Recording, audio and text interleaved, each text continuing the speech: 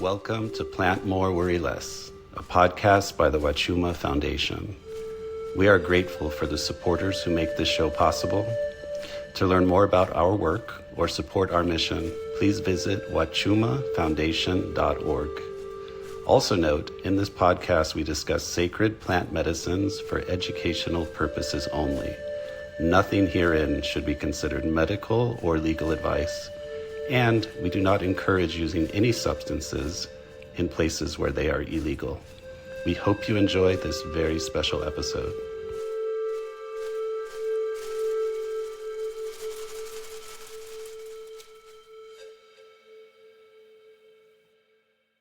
Hi, welcome back to another episode of Plant More, Worry Less. This is our Huachuma Foundation podcast. My name is Hamid.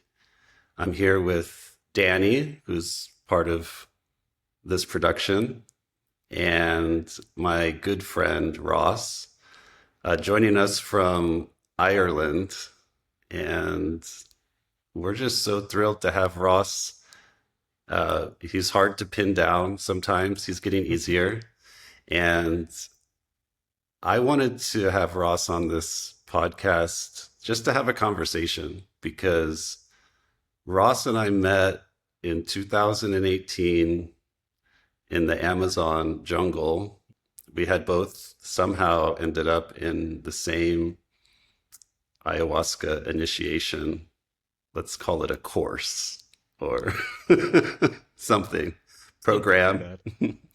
Yeah. And Ross is the one that introduced me to Miguel up in the Sacred Valley, who has since become a huge part of my life and is a part of our project with the Huachuma Foundation and what we're building. And so really it all comes back to Ross. That's what we were talking about before we hit record, that this is all Ross's fault in a way. I'll take the blame. So we wanted to have Ross on to tell us about his story. My recollection, and I'm going to let you talk, Ross, is that you have an extensive history with plant medicines and exploring, and you are kind of finding the people way before anybody else was finding them. And I'm really just curious if you want to tell your story. I don't know if you've ever told it out loud on a forum like this. Yeah, not really. It's all kind of, I guess there's a chronological order to it somewhere there. Um, Coming to it, I guess the big thing was, I suppose, coming to Miguel was certainly a big point, which was around 2015. And I know you have. I don't know, Danny, if you know Javier Regueiro's books on Huachuma and ayahuasca. So I was very close with him, and he was essentially the only person in the whole valley that Javier would drink with. So we had finished a dieta with Javier, and I had an extra week and said, I really want to do a ceremony. And I had all this big list of people, and he was, no, not him, no, definitely not them for sure. And eventually I ended up with Miguel, and had my mind blown, as everyone who meets Miguel usually does. So that was definitely a big point. I started probably earlier in 2011-ish was when I first started, first interacted properly with one of these plants.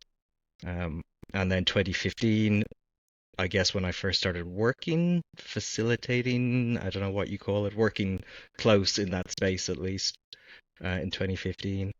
And yeah, I guess I have a lot of experience, and when I look back, I was extremely fortunate. Um, it's really one of those, I could never recommend someone do what I did. It was a risky way of doing it. I just had essentially figured I'd see as much as I could, see as many different perspectives as I possibly could, as many different medicines as much as I could. And it took me to some strange places, and one of them was meeting Hamid in the jungle somehow. Uh, Actually, I was just thinking about it. My first actual proper interaction with Hamid was, I abandoned Hamid at a telephone place or a bank, possibly in the middle of a Iquitos.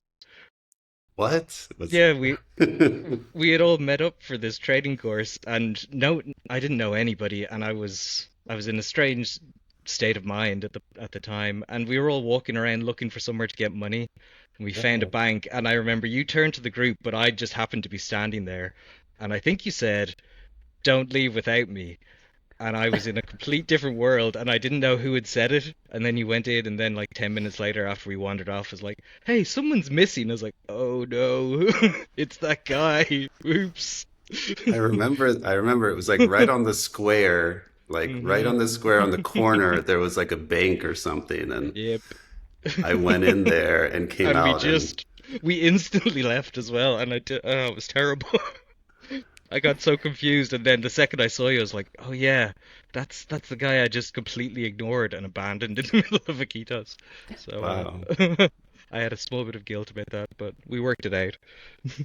Wow. Yeah, no, I want to talk about our time in Iquitos in the jungle Mm, too. But before we go there, you mentioned, 2011 maybe was your first mm. time working with plant medicine. I'm curious if you want to share about where that was or how it came about or what plants you were exploring at that time. Yeah, it was a strange time, 2011. I suppose looking back at it properly now, I was probably in a very low, not probably not a clinical depression, but certainly a very low place in my life generally. Um, and I think I'd started drinking quite a lot of alcohol. I'd a lot of things like that that just I wasn't in healthy patterns at all. Um, and by some pure coincidence, someone gave me cannabis instead of giving me alcohol. I had cannabis for the night. I was like, oh yeah, I remember this from when I was 13 or so. Um, and it somehow directly led me to Terence McKenna, which I guess is a story for a lot of people. Um, and I just remember thinking, like, I mean, if 1/10 of what this guy is saying is even remotely true, this is the wildest thing. And it was became an obsession from there, really.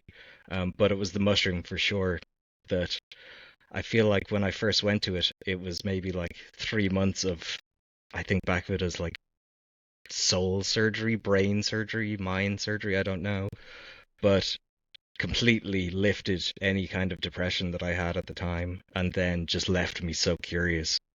I mean, I suppose at that time when I wanted to continue exploring, I had some kind of concept that I would understand this thing, that I would actually like have some kind of intellectual understanding of what was going on, which I've realized since, of course, is a futile expectation. But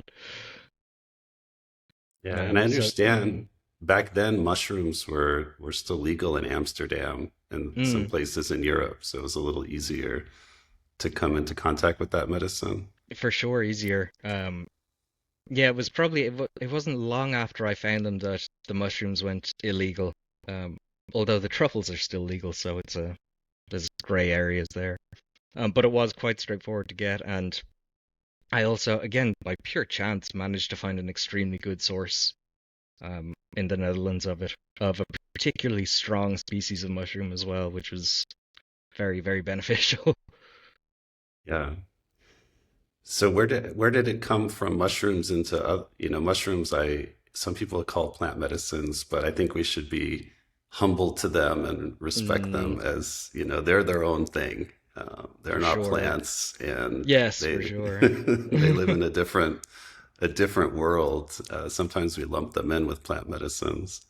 Um, so yeah, mushrooms. Actually, I will confess that I had never had mushrooms until I talked Mm. to you in the jungle. So we're kind of jumping around, but I remember you made fun of me a little bit. You were like, "Wait, you serve ayahuasca, but you've never even tried mushrooms?" That And I sounds like was, me. and I was like, "I don't know, should I?" And I think I later did, and I think I had sent you a photo of a picture of me holding them in my Mm. hand, and I was like, "Is this about how many I take?" More is And you're good. like, "Yeah." And yeah, so that's the whole thing. So yeah, you did introduce me to mushrooms too, in a way, Mm. through your nagging. But but I am curious when you finally, when you made your way to the Americas and started to get into more of the indigenous type Mm. plant medicines that we have here.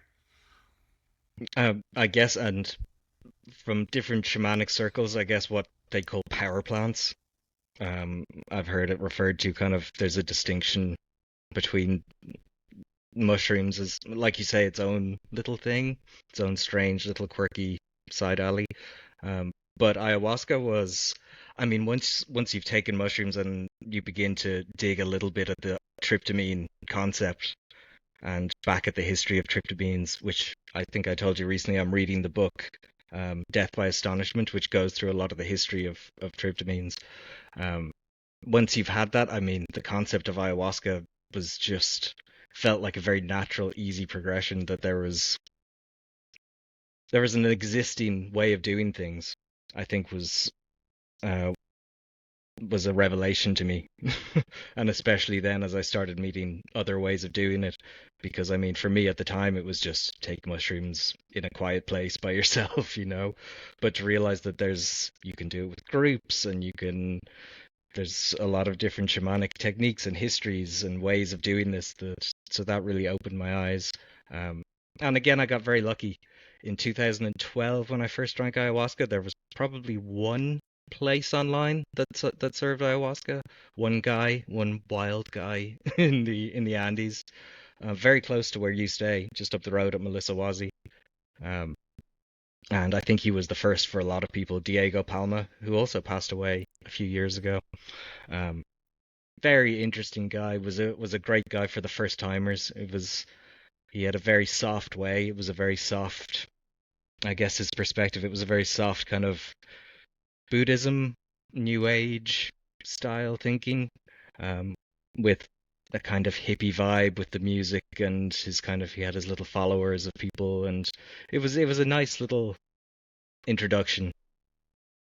Um, And I guess to carry on, and that was probably my first interactions. The next time I went back to the jungle was when I first found Huachuma, or what I called San Pedro at the time. And yeah, so in the jungle was where I initially interacted with it, which was an How did interesting that, experience. yeah, how did that come about in the jungle? Because it's not Yeah, really a right. jungle plant. The fact that I drank ayahuasca first in the Andes and then Huachuma first in the jungle is I do tend to do things backwards sometimes. Um, but I drunk with Diego Palma in the valley, um, and got my eyes opened, I guess, for the first time to some things, and had to explore more. And of course, you want to explore more. The jungle is the logical place to kind of keep going with ayahuasca. And just by pure chance, by pure, I don't know, the guy running the place, he would do a one-off San Pedro ceremony, which wasn't a ceremony. It was, here's a cup of dried cactus. You can drink this and do what you want for the day, was essentially. And the owner would drink it and he'd get on his motorcycle and just like fly around town up to his eyes in Wachuma, which is kind of sums up how the ceremonies were. It wasn't a lot of thought put into it. Um, but the experience was unbelievable. The breakthrough with Wachuma is just, I think I'm still getting over it today, really. Yeah, what is your, how would you describe Wachuma? What is Wachuma? What is Yeah. Wachuma? Yeah. I heard you both kind of ask each other. I loved that Hamid asked you first, Danny, in the last episode, and just waited. I know. I'm still upset about that. I still think, gosh, yeah. It's the grin Some, on his face. um, I mean, and I preface everything I say about it is, and I don't know if this analogy, there's probably better analogies, but when I talk about it, I feel like there was a time when people before electricity people knew what electricity was, that people would get together with animal skins and an amber rod. They'd get together secretly at night in the dark and rub this amber rod on the animal skin until sparks started flying off. Electricity, static electricity came up, and they had no concept what it was at all, but they'd all get together and know it was important. And that's kind of where I am with how I feel often with Wachuma. It's like something here. I don't know what any of this is, but so I don't know really is my honest answer. I don't know what Wachuma is, and I listening to I guess where you landed in your definition of meat is probably where I would something close to where I would land. I mean, it's extremely difficult not to see it now as I mean, it's a conscious entity of some description. It's very hard not to see it in that way. Um, like even I know, Danny, when you were asked, you were kind of put on the spot to think about what is it, and I think you went to like healer, friend, something along those lines. And again, it's very like it is what it's a relationship with it is how you see it. So it kind of almost gets personified that way, um, as a person to you, which is yeah, it's a strange mystery of a of a cactus. I don't know if this fits quite, but I mean the idea of it being a conscious entity, whether it's enlightened or advanced or something along those lines, that I mean, part of me, again, it's a McKenna quote, but it's like it's appearing to us as a cactus so as not to like concern us about what it actually is. I don't know. It appears to us as a cactus is what I could say about it. Yeah. Wow. And I suppose another definition that often comes up for me, and I guess you know I have a background in tech as well, is I very much move into the space of seeing it as a technology, but a shift in what that word really is. Um, it's a very mercurial, difficult thing to define, and I guess that speaks to the experience, right? Is so much of the experience is unspeakable. It doesn't translate very well into English at all. Um, so trying to describe the indescribable, I guess. Hmm. Yeah. No, I know. And because we've all worked with Huachuma, we have our relationship with it. We're all like nodding, like, yeah, yeah, yeah. People that have never worked with this plant are probably like, Yeah. what? Who's this guy you had on? What? Yeah. No, I mean, it is that kind of ineffable thing, right? Um, and I guess, and speculating is silly, I suppose, but I guess seeing it at least as an independent entity is, I guess, a healthy way of thinking about it as well when it comes to conservation. Um, which it also does slightly. I mean, it's not an entity as we understand it. It seems to be like it's all the cactuses, it's all the cacti put together or something. It's a single consciousness in the cacti. I don't know. It's strange. But I mean, it's not the feeling that you get with it as well, and it's not as if we've accidentally bumped into a higher order technology or a higher order of plant or something. It's not like you eat it and it's saying, "Why did you eat me? I was just sitting there relaxing on the mountain. Why would you stop eating all of us?" But it doesn't say that, which is kind of part of you, an intelligent cactus. You'd expect that almost. But it seems to have a real interest in us and have a real relationship with us, which I find just mind blowing. Yeah. Amazing. Yeah, I was thinking about that and speaking about it recently to somebody because I think the cactus that we're surrounded with, I have cactus here at the Mm, house, they're taking information from my life and like from what's going on here. And, um, maybe it's also that the cactus are learning about us mm, because we're kind of a little bit different. When I say we, I mean people in the Western world. mm, We're maybe a little bit different than the people that live around the cactus in its natural habitat. So mm, when we have them here and they're growing, they're kind of like, okay, yeah, I'm learning about these people and how to help them, mm. It's, and they need different things. mm.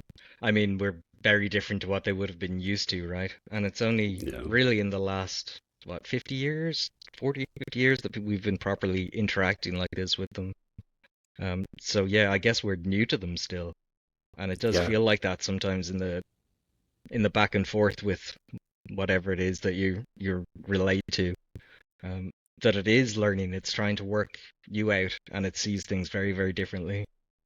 Um, because I mean, I'm sure you know this inevitable feeling that I get with Wachuma is I would go in with all of my concerns and my worries about my life, which just melt away when you sync up with the cactus. just doesn't see the world that way at all. It's a completely different ontology. I don't know if what the right word is. Yeah, that's so fascinating. I really do want to get your opinion on this too, because one of the things, since I've worked a lot with ayahuasca and Danny Mm. has and you have, ayahuasca is, and the ceremonies with ayahuasca that we were with or we were experiencing, they were full of all Yes. kinds of protection practices, to Mm. avoid all of the dark places and Mm-hmm. all of the pitfalls. It almost felt like a video game, like Shapibo video game, like you're going to get eaten by a spirit if you don't, do this, and then you got to power up and level up with some agua de Florida, and then, you got to So blow the true. smoke and make the sounds. Mm. Otherwise, you're going to get squashed. Didn't feel like a video game to you a little bit, That but like sounds serious. accurate, yeah. That really did. The conception was a lot like that, like a cartoony kind of feeling. But deathly serious in the sense that everybody Mm. there around us was taking it so seriously. Like I remember I had a lot of resistance, so I'll just speak for myself to a lot Mm. of the ideas, And one of the things that I remember vividly is them telling you that you were possessed and you coming and going, but I just had a rough childhood.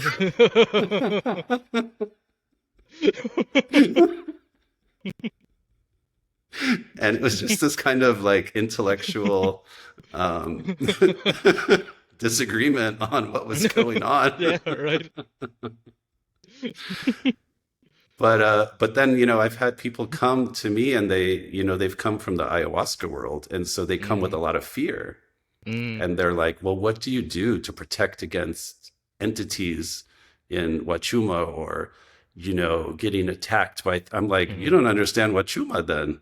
Mm. There is no space for that with Huachuma. It doesn't allow that kind of thing. It's very, I don't know. I'd like your opinion on that. Is that resonate or do you I disagree? I mean, it's cool to hear differences too. mm. I guess it's something that I consider a lot. So, um, where and yeah, Javier, what his initial opinion, which is one of the first that I took on, was that these things are, you let them in by acknowledging them, essentially. You create these evil spirits that come in just by, I mean, it's such a blend of imagination and reality already that you can project and actually create something very easily, which probably makes up for a lot of it.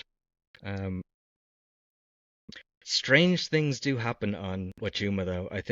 I'm sure this is not news to you guys, but like very strange things do happen. Um, it's a tricky one to say, but I mean, just from my personal experience, I've probably seen maybe five or six in larger ceremonies now, five or six what I would could only call possession events, some type of exorcism event happening in a ceremony. Um, how much of that is all just projection is very difficult to discern, and yeah, in often in my way of thinking, there is no space for that. It's not something I engage with. But then something does occasionally poke its little head through, and that leaves you in a little bit of that was odd. What happened there exactly? Um, yeah, it there's a feeling that it opened doors. It opens doors. I've heard people describe it that way before. Um, and I guess what you bring to the ceremony is crucially important, but you can't help what other people bring to the ceremony. Yeah, I think what I'm trying to express again is one of these Mm. ineffable things is that in the ayahuasca traditions, there's all these external tools that they're using, like the Mm. smoke, and they're using the agua de Florida, and they're using all of these practices. And the ayahuasca Mm. itself isn't the protective mechanism, if that makes Mm. sense. Whereas what I feel with the wachuma for me and my experience is that the wachuma is so powerful, Is it the might push mm. things out, but it doesn't require all of these little tricks and Mm. games Mm. to do it. It's just a much more like, okay, we don't have any space left with this vibration for anything that's dark. Mm. So it might lead to that kind of exorcism, but it's just Yeah, doing it itself. It's just pushing it out. and I guess in the end, and I think we both probably came to the conclusion that it's a flaw really in this Shipipo tradition of how they're doing this is they're bringing in the opposition immediately. So there's a good and a bad straight away, as in there is a bad thing that's going to attack you, the good thing, and it instantly brings that in with it. Like you say, the first tool they give you is a mapacho. What's a mapacho for? Blow it on someone to keep the spirits away, blow it on someone to get the possession, blow the agua de Florida to get the spirits out of people. It's, I mean, from their perception, that's true, I guess. They have different definitions of the words that we use. Um, but it does seem, for a Westerner at least, it seems just like a flaw and like it was brought in as a superstition almost. Um, but then again, I do, and in Huachuma, I mean, there's very different Huachuma ceremonies. Bringing order to these things is always a good thing, I think. But bringing that type of order to it, of an there is something bad in you, I'm going to get rid of this bad thing. That's not a great place to start, really. Um, but if you look at say Miguel ceremonies, they're very structured, and as you go into those traditions, there are a lot of tools and a lot of tricks and a lot of things, but the Huachuma is really the central point of it, right? And like you say, even I guess our experience with the Shipibo in the jungle was different to some people. Um, it seemed to almost be a side dish to the other plants that they dieted, you know what I mean? It was a very different conception to the conception I have. But generally I do believe that if you go in an adversarial perspective, um, it won't lead to good things. And I'm Right. almost 99% convinced that you can completely escape all of those with your own mindset. But I do leave a percent open of some traditions, I suppose, are worth following for the sake of following them. I think that was one of Javier's kind of he followed a lot of rituals, a lot of ceremonies, but he was doing it for the sake of it, you know what I mean? This is for the grandparents who used to do this tradition. I'm doing it for them. Plus, let's just be safe. Um, Yeah. Wow. mhm. Thank you. And Danny, don't just sit there, Mm. jump in, because I have so much I like to talk to him about, but I know you might have things too. I do have a question that came up actually. Thank you, Hamid. Also, just It's fun. enjoying being a fly in the wall and kind of just. Okay, so you've done Huachuma in the Andes and in the jungle, and ayahuasca Mhm. too, vice versa. And I'm Mhm. curious your experience with both of them. Like, was the energy Mhm. different to do Huachuma in the mountains versus the jungle? Because Mhm. sometimes Hamid and I are, doing our retreat in Pisac, and we're like, oh man, I wonder why so many people are Mhm. doing ayahuasca here. It's like, it feels like Mhm. the Huachuma's place. So I'm just curious your experience. And I guess I may remember you guys talking about this in the last one of the land that you're in, the space that you're in, and how dramatically that can change the experience of a ceremony. I Mm-hmm. mean, I would drink the same medicine in Pisac. It would get boxed up and shipped to Spain. I would drink it in Spain, and it would be a completely different feeling. Um, it seems to very much be in relation to what it's around. I have to say that Huachuma at night in the jungle is probably one of the most beautiful experiences that I've ever. You're so sensitive, right? And you're not overwhelmed vomiting and all that kind of stuff. So you're just kind of one with the jungle. It's an incredibly powerful. I know Javier did in his day when he would do jungle trips, he would do a single Wachuma ceremony in the jungle, out in the jungle, which would be an intense one. But yeah, for sure, and again, it's also variant, right? I mean, the the experience of ayahuasca that I had with Diego Palma the first time was wildly different to the ayahuasca that I would drink in Ecuador. Um, and then, say, if I am working or if I'm a participant, very, very different experience again.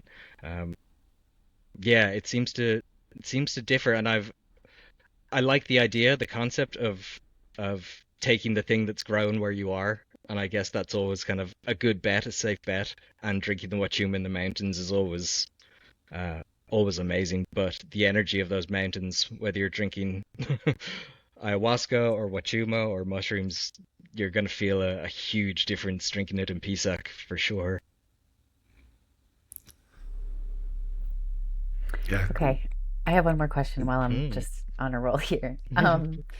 So you said that meeting Miguel and doing the ceremony with him was a really profound experience. I'm curious, like, in what way? Like, what was that first ceremony like for you?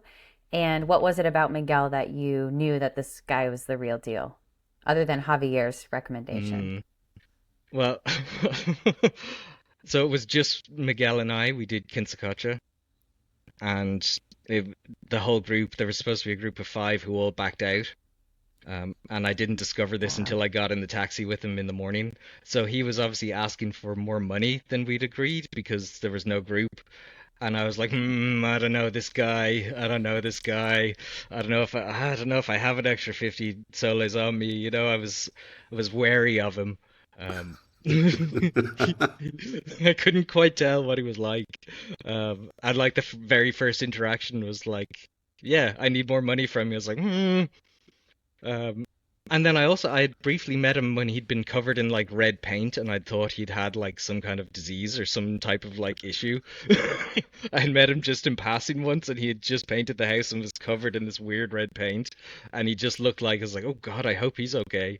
Uh, so, um, but I mean, Kinsa it was unbelievable.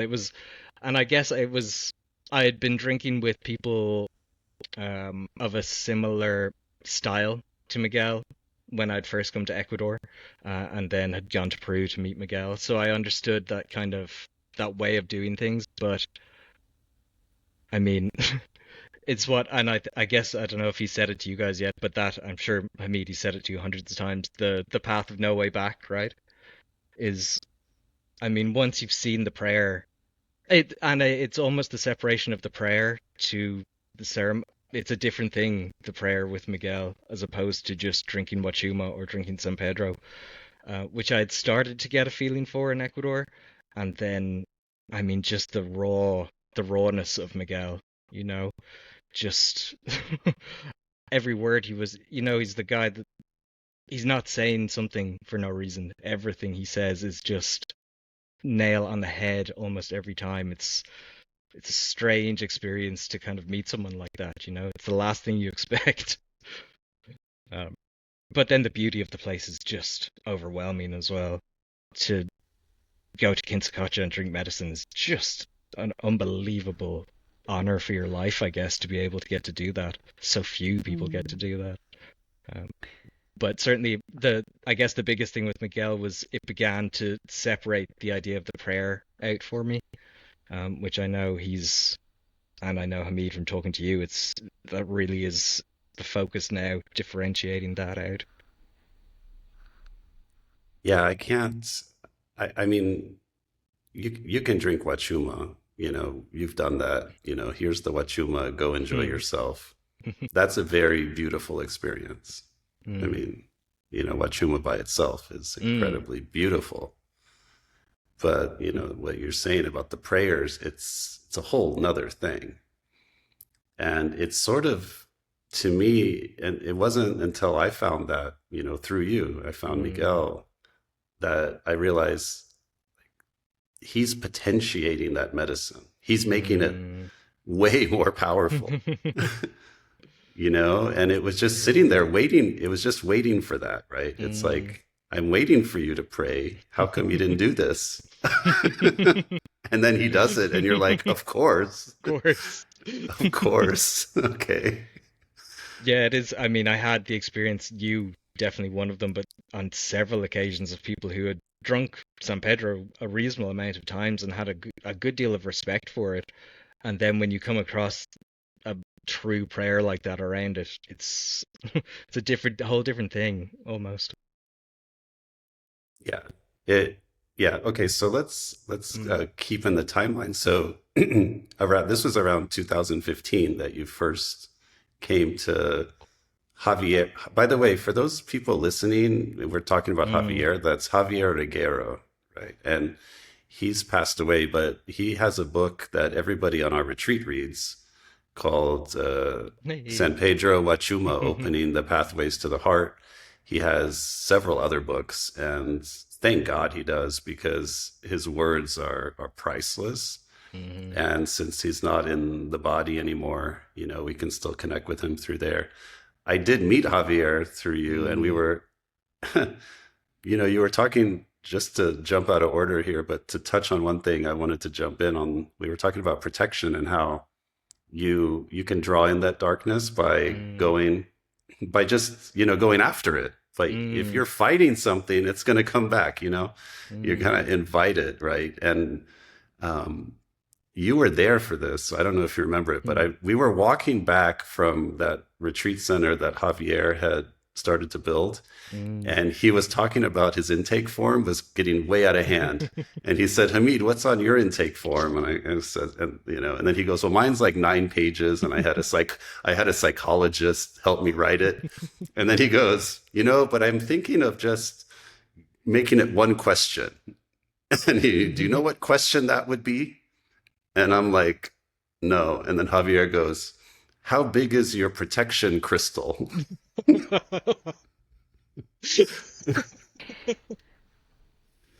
Because he said, with that question, you know how much Yeah. resistance and fear somebody has, and how hard the ceremony is going to be. Because the bigger the protection crystal, the more difficult the ceremony. So And true. that became kind of an inside joke for people that I told it to, because we would see people come to ceremony with all kinds of things, Mm. right? The more things they had set up around their mat, all kinds of things, they're gonna have a rough time. Yep. Every time. Every time. Every time they're gonna have a rough one. So Javier would treat people like they were traveling salespeople. He would just come in and be like, "Oh, what stuff you've got? How much is this? How much is this?"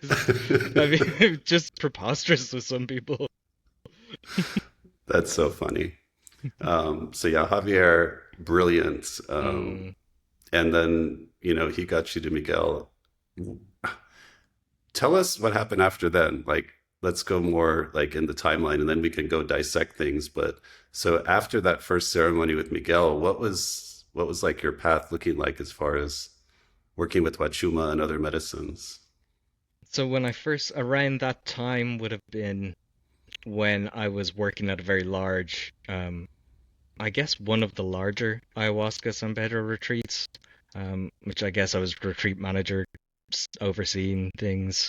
Um, so that was really, I mean, I was more on the operational side of things as opposed to I don't know, dealing with the shamans, making sure they got paid by the people, making sure that they had all their space set up, make these kind of things, as opposed to particularly wanting to be in the ceremonies, really.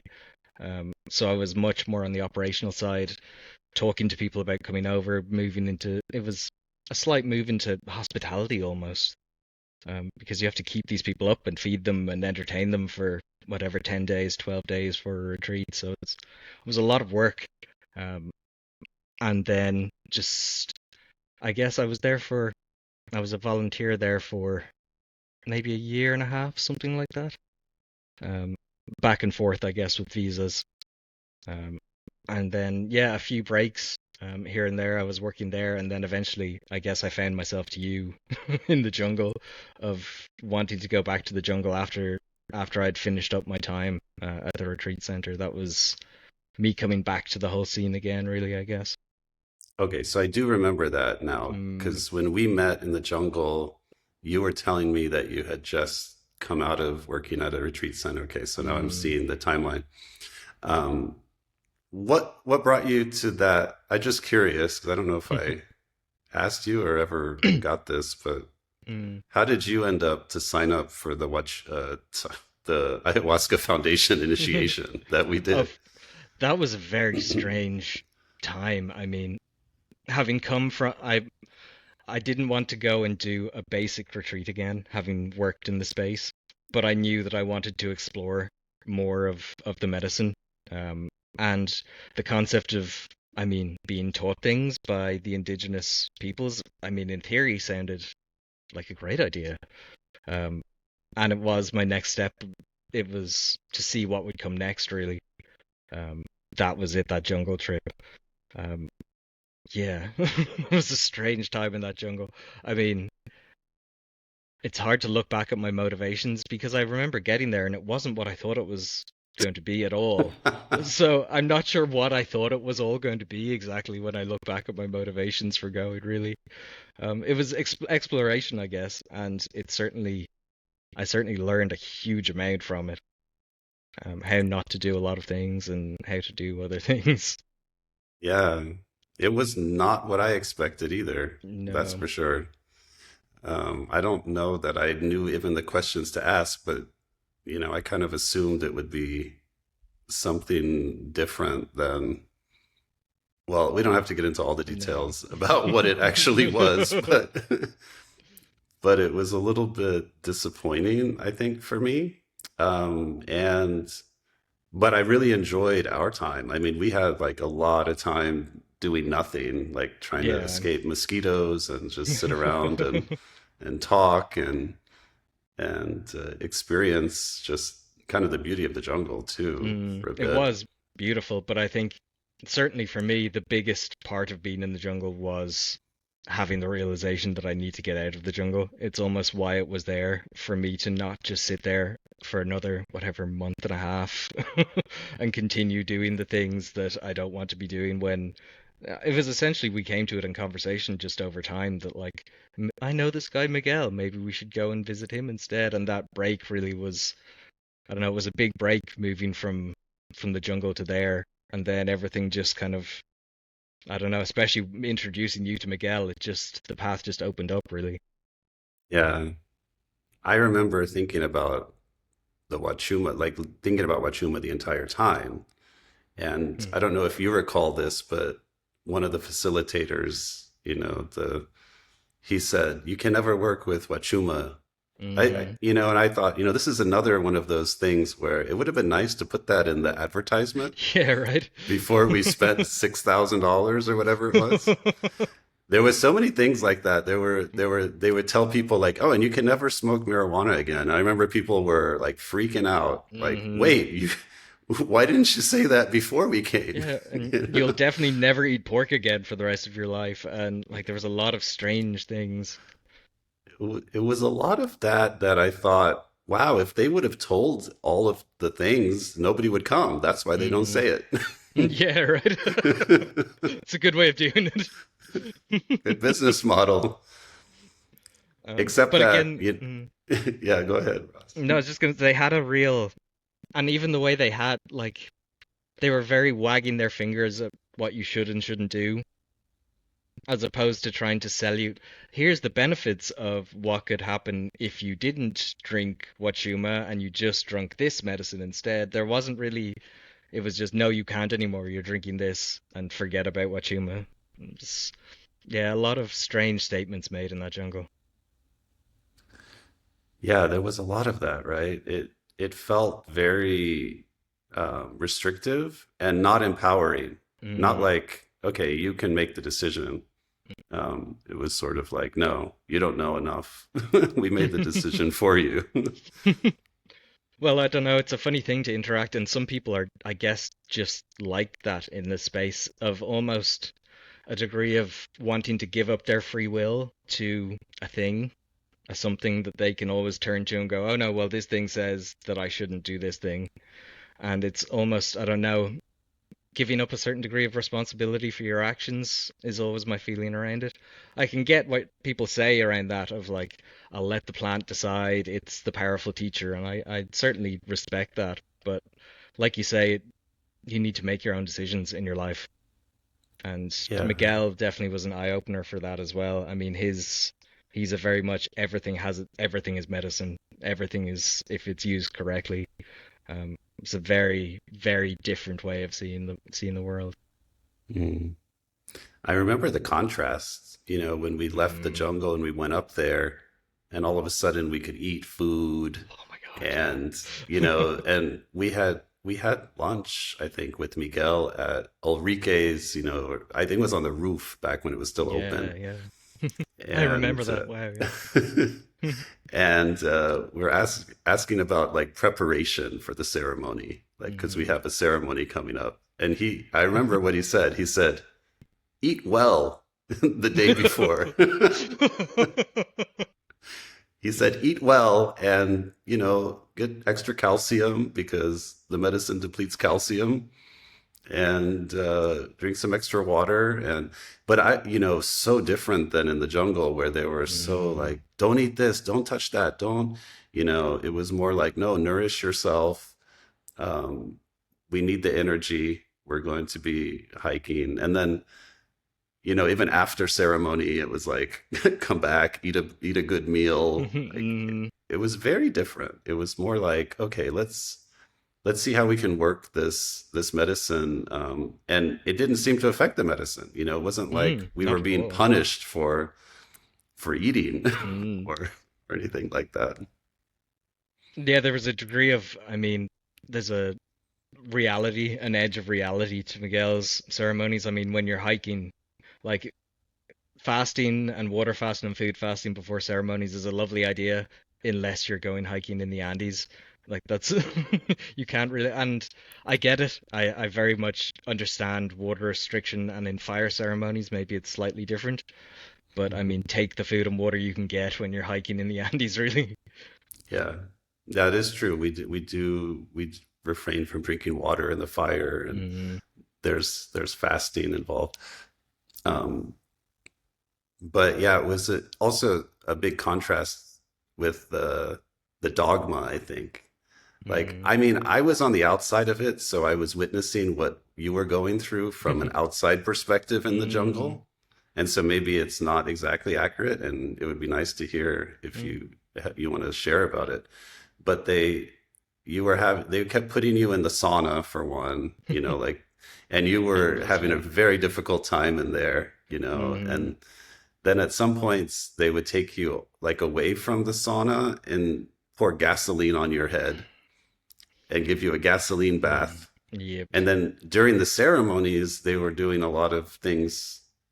In retrospect, like, I think a lot of people go through a lot of difficult things. They were like convinced that it was like a spirit possession or something like that. Hmm. Very Do you much remember so. all that? Yeah, God, it was a very bizarre experience because I mean, you just you you go along with them in the moment. Do you know what I mean? It's like when the shaman is saying this, you're like, okay, let's act this out then, let's do those things.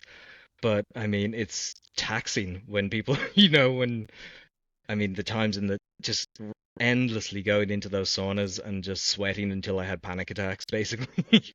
And then you'd come out and just, okay, gasoline on the head, sure, okay, if this is what you do, I suppose.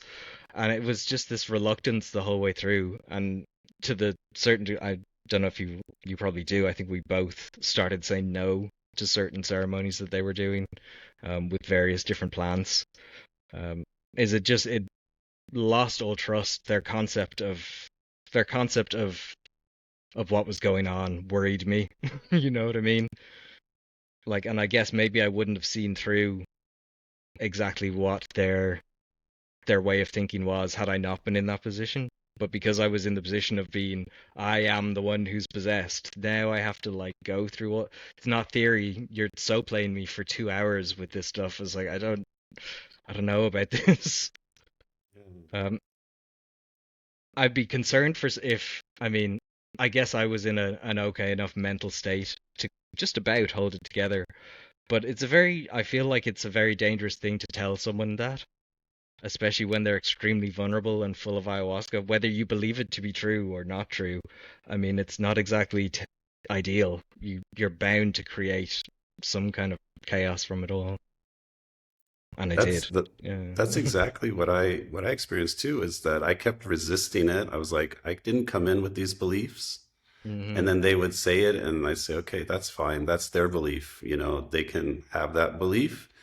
And even though I was saying that and trying to do that, your subconscious and the neuroplasticity is open. Hmm. You're very suggestible.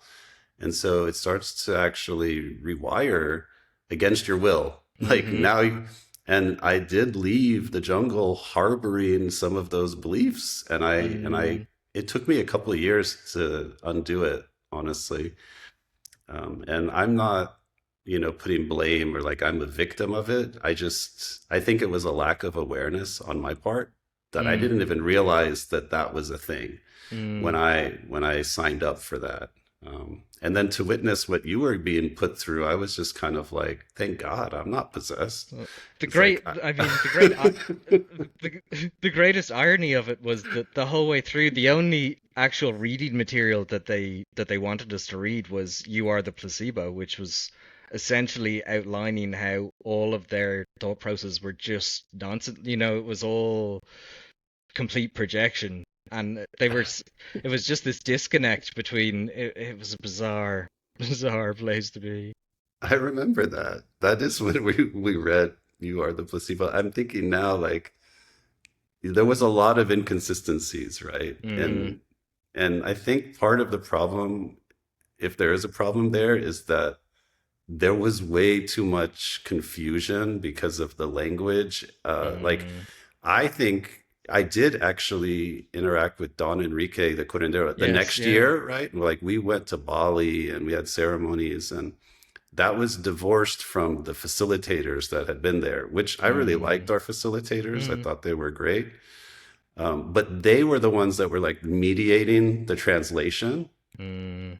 And I realized a year later that, we had a similar incident in Bali where somebody had all kinds of things come up and I had things, and everyone was like, Hamid's possessed now. And that guy gave it to Hamid, and all of this, right? Yeah.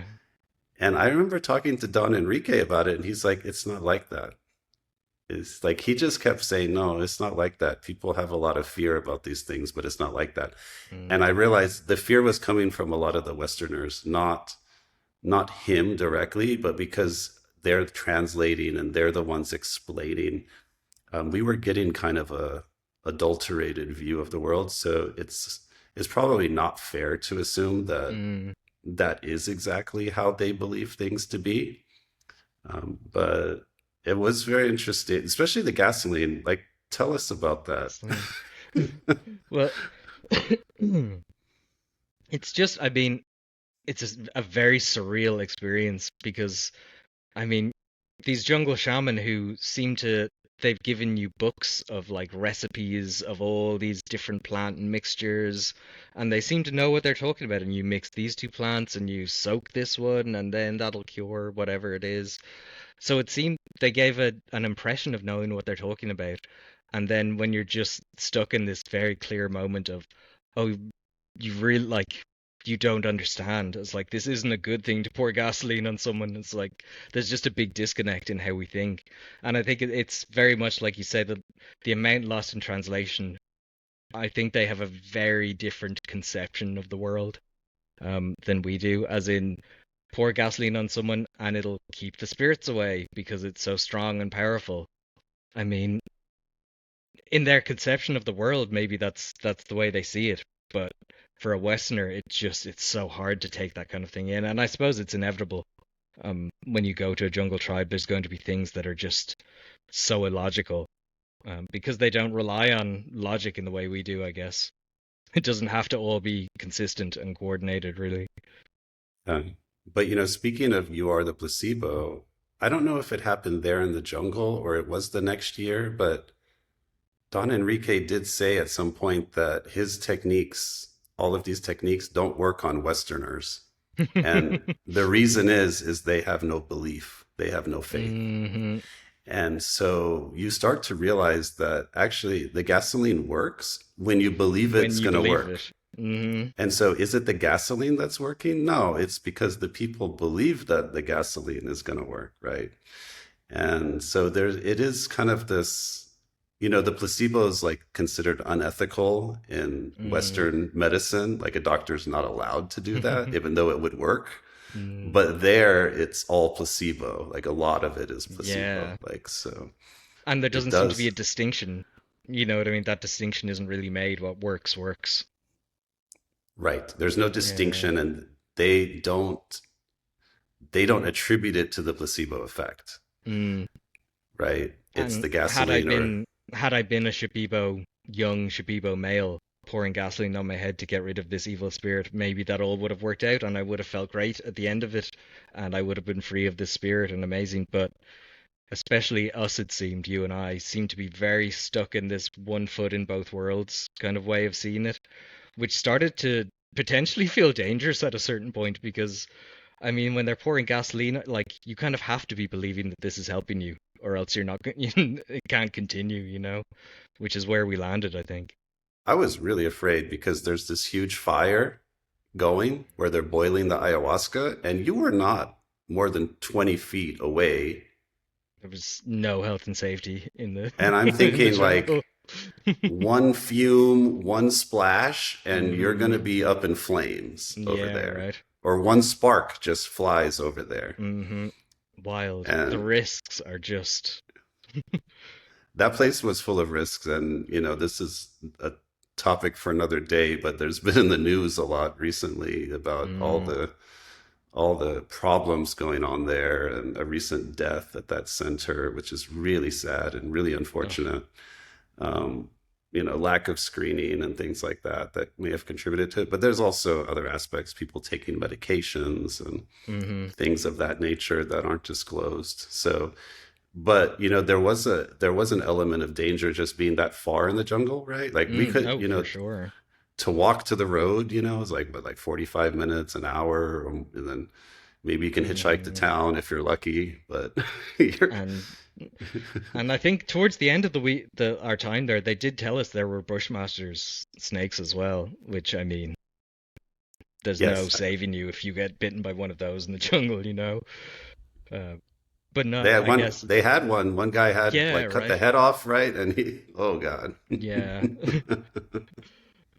And I can understand like there are inevitable risks. Um, Firstly, to even drinking medicine, I think we both know that there's a certain degree of risk to it. But when you put yourself in a situation like the middle of the jungle, I mean, the risk is just crazy. The risks you don't really see coming are huge, right? Mhm. Um, Yeah, yeah. yeah. So anyway, that was where we met, and I'm forever grateful for it. I do look back with like a lot of fond memories, even Mm, though it was difficult, and I think we did make the right decision to leave and go to Miguel for ceremonies because that month that we spent there, that was probably the most transformative month as far mm, as ceremonies and my connection with Huachuma. And I remember that's when we had the seed of the idea for a Huachuma Foundation. mm. We're like, why don't we make a Huachuma Foundation? It's like 2018, of course. We're not doing Mm. anything with it. We Yeah, just right. had the idea. And yeah, I mean, I'm really grateful for you because like you, when you encountered Miguel, when I encountered Miguel and we went to Kinsa Cocha, our first ceremony, Yeah, we did. that was where it was like the fourth altar of the day and it was like rain and hail. It was so cold. I thought I was going to die.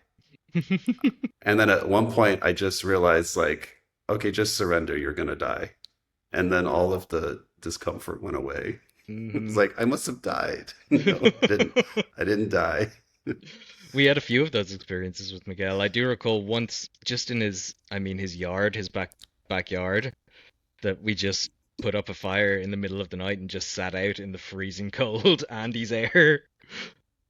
That was when he was doing the fire ceremonies, but it was the rental house. It was Yeah, not even right. a temple. Yeah, Yeah, so cold. Oh my God. that was very cold. And I remember half of the group just, he kept telling everyone to sit up. Eventually, they just didn't get up. And I was only like a couple people sitting at this point. Everyone else was down for the count. But yeah, Um, those were beautiful ceremonies. Absolutely beautiful. and I guess the big thing with Miguel as well, which I guess I was going to say that I meant to follow on from the risks of the your reaction, the reaction of the person serving the medicine, how they will react to something bad happening, I think is the big line and the big question mark with some of the places in the news at the moment is we all know terrible things happen, but their reaction to it, and the thing you know with Miguel is he's definitely going to have the right reaction, the reaction that you'd want if something went bad, and that's often what it boils down to with a shaman, right? Is what are you going to do if things go badly? And it's possible. And Miguel is Yeah. someone who you just know you can trust in those situations, and I've I've had to trust him a few times in those kind of situations. Yeah. Yeah. I was recounting some with him this past summer. Do you recall if I don't think it was that first time we went, maybe it was the next year. We went to Apu on a hike. I've only been there once with you, Mm. Apu. It was a really fantastic ceremony because there was another group that was in a Huachuma ceremony, and there was all these hippie kids, and we walked by at one point. This guy was walking barefoot, like I shirtless, remember this and so just well. like his Like a eyes, like gazelle. looking, yeah. And then as he passed us, and Miguel just goes, "I've been there." like like it was funny. But the car ride was the part that was Oh my God. terrifying on the I way would down. never forget that for the rest of my life. You know, the car itself was probably, you know, like a discard from the US. You know, they send all the junk cars there. And so it's like you don't even know if the car is going to work or the brake's going to work. Hmm. And he's just basically slamming the brakes, sliding towards the edge of these cliffs. God. And I remember I asked you, I go, I don't know if it's better to keep my eyes open or closed. Like, if we die right now, do I want to see It it was. coming? But I I wasn't remember you joking. asking that. That's I vividly remember you asking it, but it was a serious thing of like, well, if we die, do you want open or closed? What do you think? It's like, yeah, I was it's seriously thinking we're gonna die. And there was one time where he slammed the brakes and we slid almost to the edge. And I remember at that point, like Miguel actually just looked at the driver. That was his reprimand. Was like the driver just laughed. yeah, right. Oh my God, that was yeah, that was a special one because I think we'd stayed up late, right? He was trying to chase the sun because it was Yeah. getting dark and you can't really stay on those roads. Thank God we got down before it was dark, but that was on the edge. That was rough. And Have there you was been back another. to Linley since February? No, No. I asked Miguel about it, and I just Mm. recounted how memorable that ceremony was, Oh both yeah. because of the car ride, and we also on the way down from that one, there was a bunch of things that happened on that one. You know, we Mm. could talk about it forever. One, we were at a lake up there, a little lake, and one of the indigenous ladies started yelling at Miguel and saying that he had brought fishing gear and he's not supposed to be fishing, you know, because he has a little Yeah, a little and toolbox. I didn't understand what she was saying. I kept hearing her say machine, like, or máquina. Mm. And then Miguel's like, no, mommy, and like shows her that it's just feathers in the Feathers, yeah. box. He's like, it's plumas. And she was really upset. Like, Yeah, right.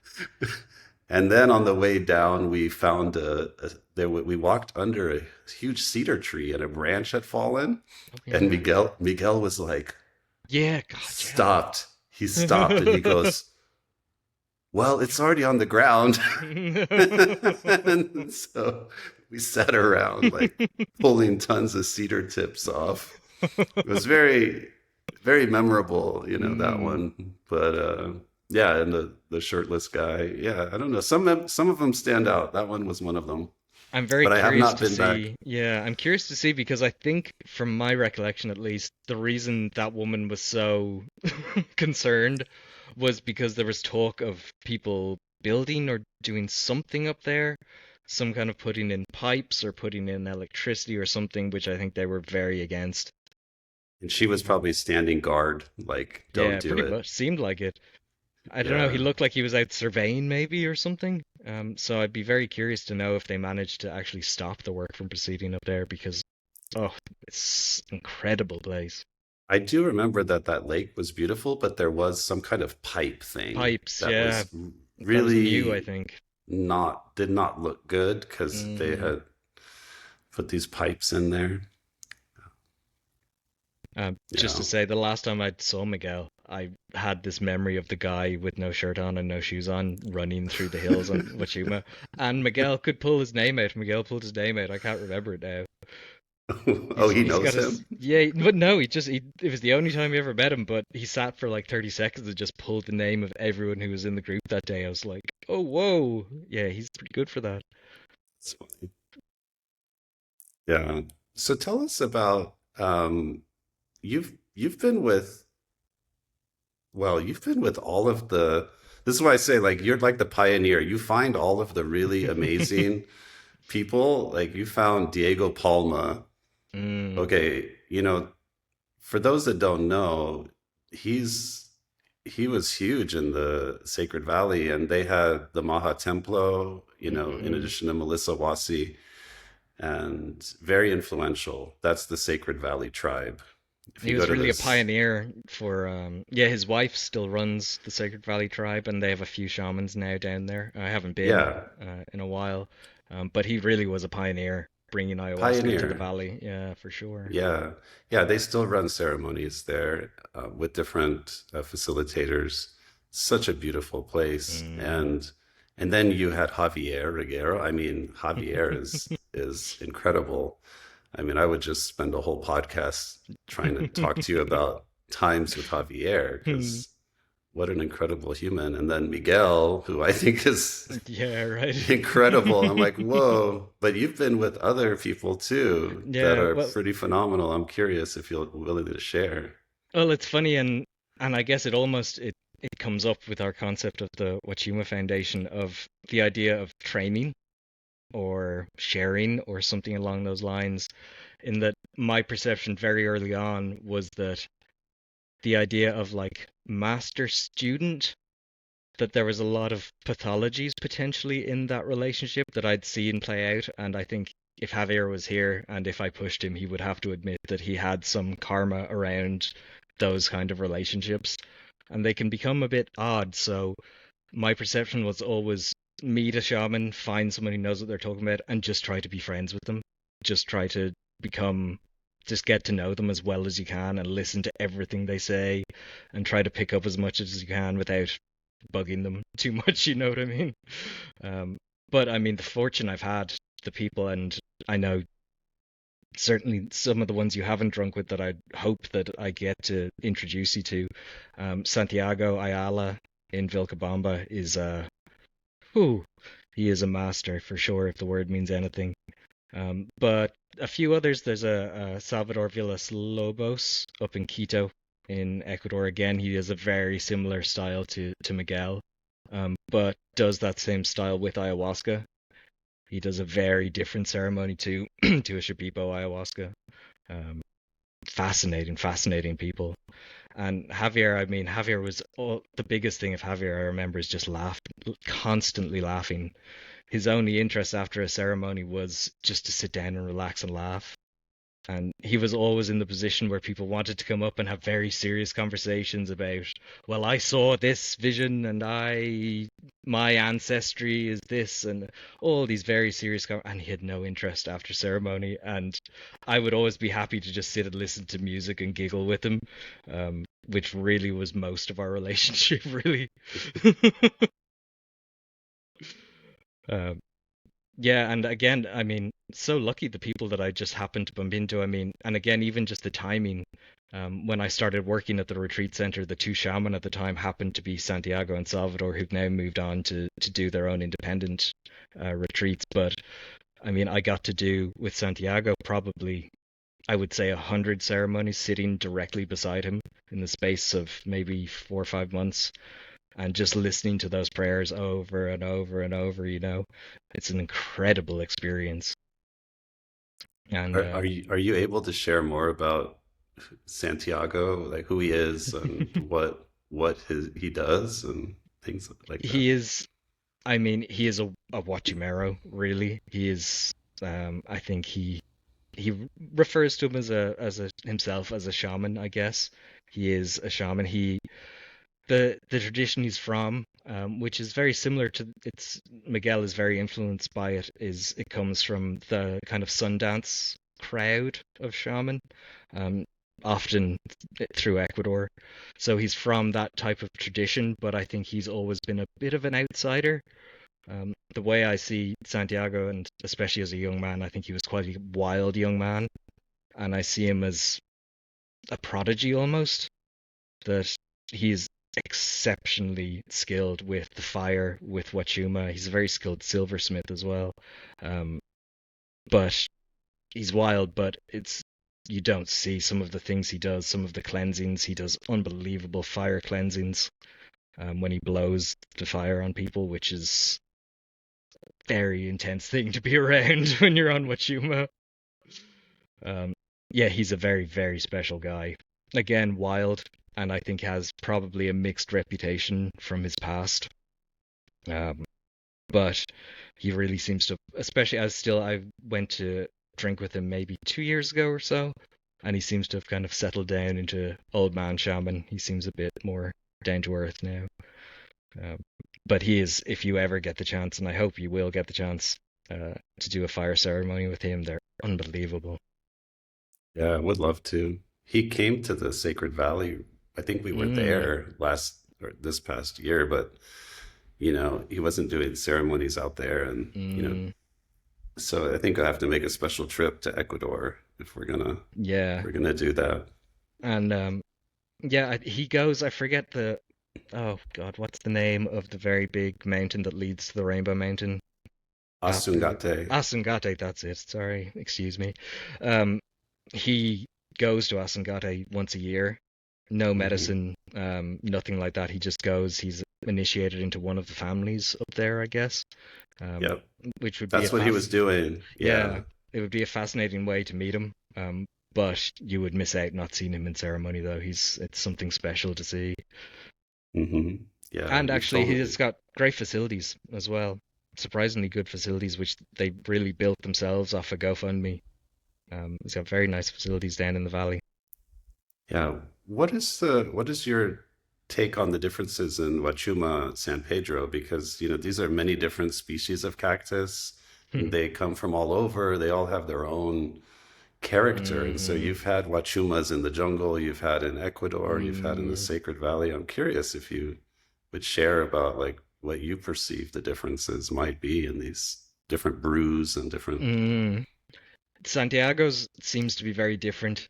Um, perhaps, and again, it's different ways of administering it, right?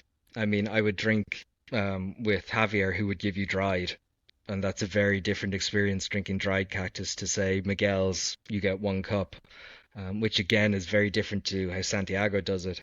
I mean, we would have probably 30 people ceremonies that would go for maybe 15 hours or something like that. So he would have a more watered down version of it. So you'd be drinking shots of it every hour for whatever, 14, 15 hours, something like that. Whoa. And again, that changes it very dramatically just the way you take it. And again, because you get to the end and like it hasn't worn off, you know what I mean? Was Um, just starting if you just had a yeah, shot. exactly. It was always his last round of medicine. He'd say, "Now don't come crying to me at 3 in the morning when you can't sleep." Um, and the staff would be usually the only ones who would take it. Um, but I mean, it's each time, and it's almost. I remember having the insight in the jungle, which is hard to square perfectly for myself now. But at the time in the jungle, I remember vividly being convinced that the ayahuasca experience and the Huachuma experience were essentially identical in a lot of ways, but that they like spread out differently and that they came in different waves and different forms. So I almost have this feeling that whatever you take, it's all going to the same place, really. Um, and a lot as well I mean, a lot depends on dosage. Um, because, say, Miguel, I would say the average dose for a normal person would be a medium dose, I'd say, with Miguel. Depending, you would go from maybe a low medium to a high medium, something like that. Um, but I mean, when you take a high dose of any types of when you go higher, higher, higher, it is wild, wildly different. I mean, it's a very different experience. Um, drinking so it's so variant. Um, the feeling that you have. of the thing you're relating to, for me at least, remains steady. Um, but visually, almost it change. It seems the land seems to change it visually for me. The different brews, the different ways of taking it seem to change dramatically for me as well.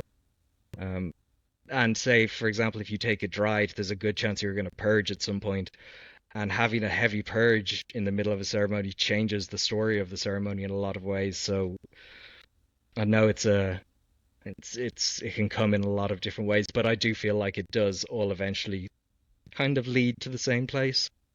Mhm.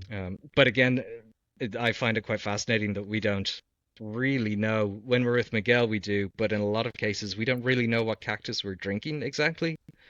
And I think even a very experienced professional Huachumero could have several different species or types of cactus in their brew and still be able to call it Huachuma, or still be able to Mhm. call it plant medicine.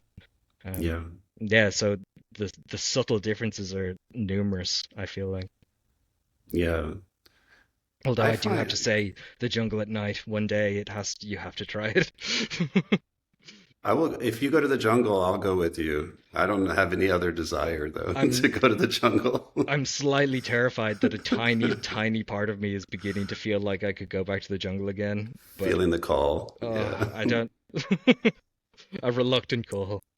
Well, we could go there for a week and then go up to Sacred Valley. I Mm. would, I don't want to spend a month in the jungle No, though. God, a week is plenty of time for the jungle.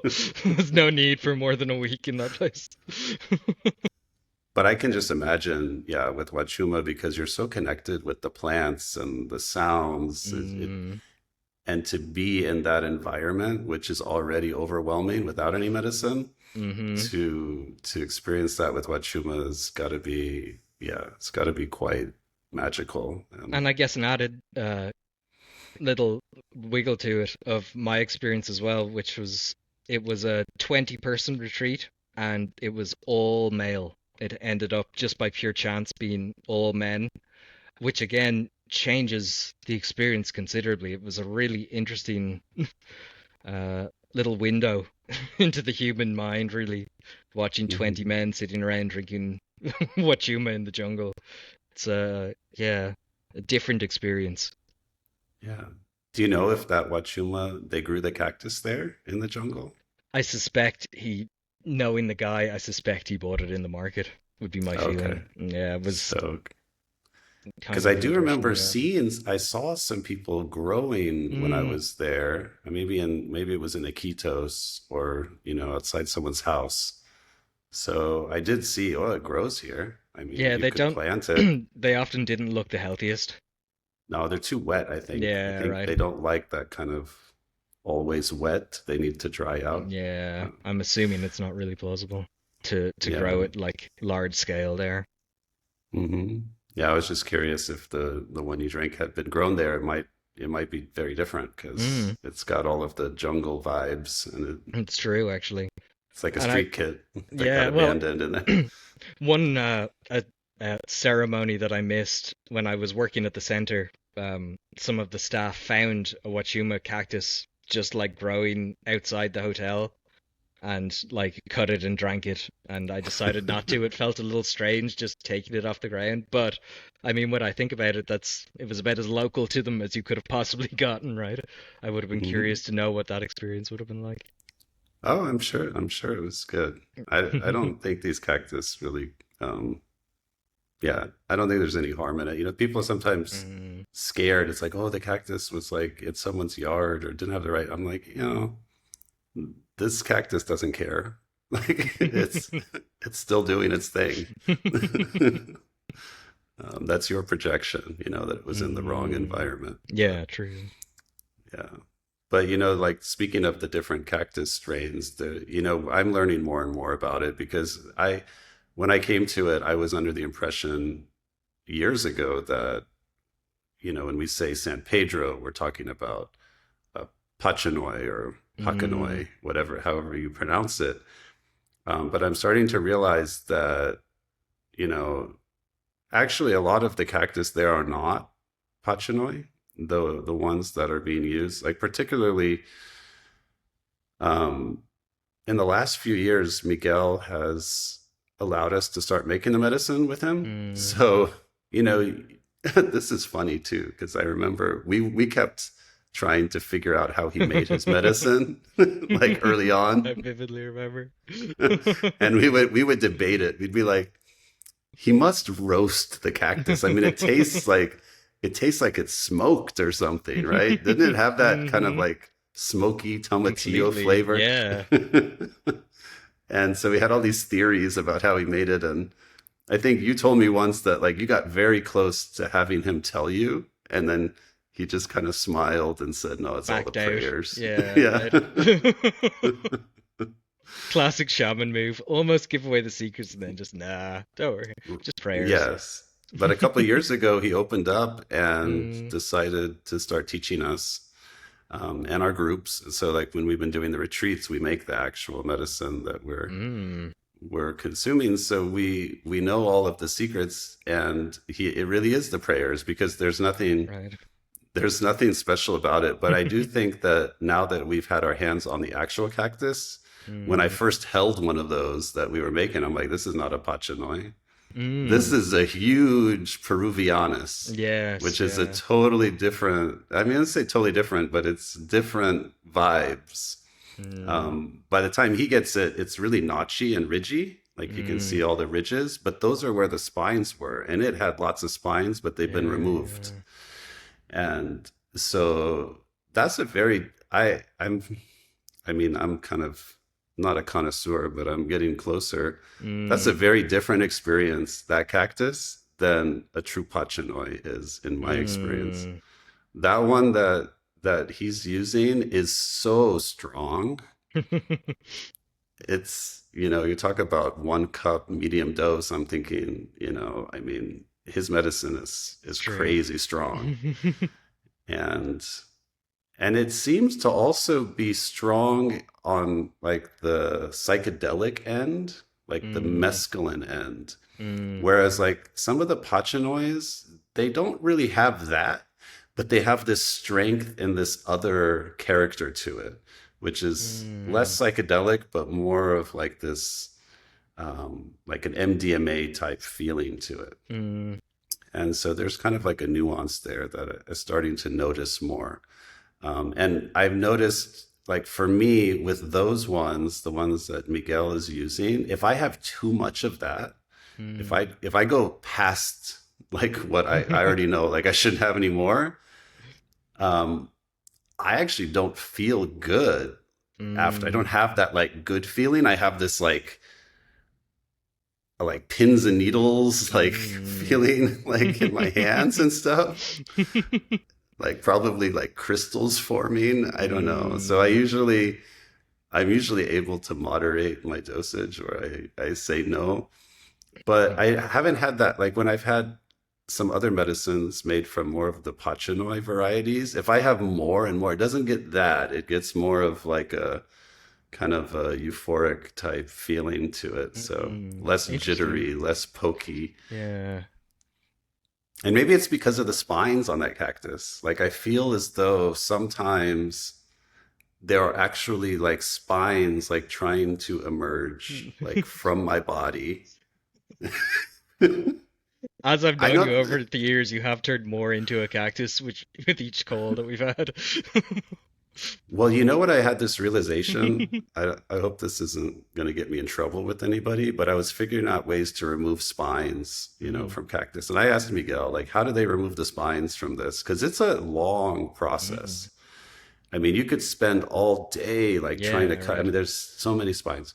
He goes, try nail clippers. That don't work. So I've tried everything. And then I found somebody who said, no, use a blowtorch. Oh, whoa, And I interesting. said, what? That's crazy. And then they sent me a video. Mm. And actually, just with a little bit of flame, the Really? spines just catch fire and dissolve. Whoa. And you know what it smells like? Exactly like burning hair. That's bizarre. And I realized that's their hair. Yeah.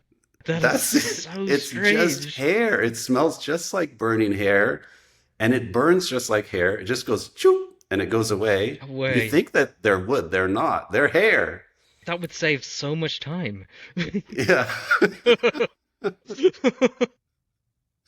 I love it. So, so I start, like that feeling of the spines coming out. It's almost like you can feel like we do that too. It's like the hair is like coming out, Yeah, like yeah, goosebumps or something. yeah. Anyway, I find it really interesting that you're at the point where you're almost able to tell the different species of cactus, because I imagine there must be even just ratio differences between them will lead to a slightly different experience or a slightly different feeling. Um, because I mean, I've had that with ayahuasca for sure, where you can begin to tell different ratios, or you can begin to tell which was the DMT plant, things like that. But to be able to pick out a cactus, that's quite a quite a taste bud, quite the taste buds you have. That's yeah, a but tricky one. they look like they feel. That's what I've started to It's discover. interesting, isn't it? Yeah, you feel like they look, and that's because somehow, it's this technology, but it's also just the way our universe is this fractalized universe where everything is just Mm, expressing through its own vibration. So its vibration is what creates its form, and you can sense that. So like mm, I recently tried this one. It's a scapula cola. I don't know how you pronounce it, but mm, a lot of people would say like that's not really a medicinal mm, trichoceros, but like mm, you can see it, and it looks very similar to a pachanoi. It's actually quite fat and round, and that's how it feels. It feels like warm and round and interesting. bubbly and kind of like buoyant. Mm. Like you have that feeling. It doesn't have spines really, nothing. But like the ones like Miguel's, these Peruvianis, you feel like the spines are coming out of you, and it has that like briskness and Mm. that kind of power. And some of like the softer pachinois, like no spines, they have that kind of smoothness, and like it just doesn't have that prickliness to it. Mm. So yeah, that it's also like that with peyote, which is the button cactus, right? And just like to compare like Huachuma to peyote, the Huachumas are like big and they're reaching for the heavens, but then like the peyote, it's like small, and it's like Grounded to the earth. hugging the ground, like hugging it, like Mm. this is my earth. I don't want to move from my earth. And it's slow, and it has this kind of like whoa, like feeling to it. Like Mm. everything is like kind of slow motion, and yeah, and it feels like it looks. It's Yeah, like right. I so, like with it. ayahuasca, we don't have that. We don't often see the ayahuasca vine, before we're consuming it, or it's like in wood. You don't see the whole. I think that there probably would be that. What do they call it? The doctrine of signatures, where the plant looks. It's kind of Yes, telling us yeah. something about it. Mm. Yeah. I just as a side note, I do also find it quite interesting how we call ayahuasca ayahuasca and refer. I mean, if someone talks about their relationship to ayahuasca, it's often to the vine, but almost never to the DMT containing plant, almost never to the chacruna or the chariponda. Is that how you say it? Whatever, Chaliponga. chali, I Yeah. think. Yes, yeah. Chali. Um, it's so rarely to those plants, which I just a little side note that kind of fascinates me how we project different things onto different plants. Hmm. Um, and again, I think I remember when you guys were talking about what is Wachuma, and I think for all of us maybe the instinct is a masculine overtone to it. And again, that kind of balances out with ayahuasca being, if anyone going to drink ayahuasca now would often see it as a feminine. But how both of those things can be reversed so easily and quickly. Um, and again, just from people's projections, like you were saying, it feels like what it looks like. It's almost that's your impression of it. Your impression of it is this, and that's how you feel of it. I don't know. It's Hmm. Hmm. kind of fascinating. Yeah, super fascinating. I've started to, this in the last 5 years or so, when people say like ayahuasca's feminine, it Mm, never really felt that way to me, but I would go along mm, with it. I mm, would go along with it because I thought that's how people are. that's how I'm supposed to experience it. Mm, Um, but it didn't ever feel that way to me. And like when I had these kinds of godlike experiences with ayahuasca, where I encountered some big force, it didn't feel feminine to me either. mm, It actually felt like a they, like does not have any gender to it at all. Um, and with Wachuma too, I never really felt that it was a masculine force that I was connecting with.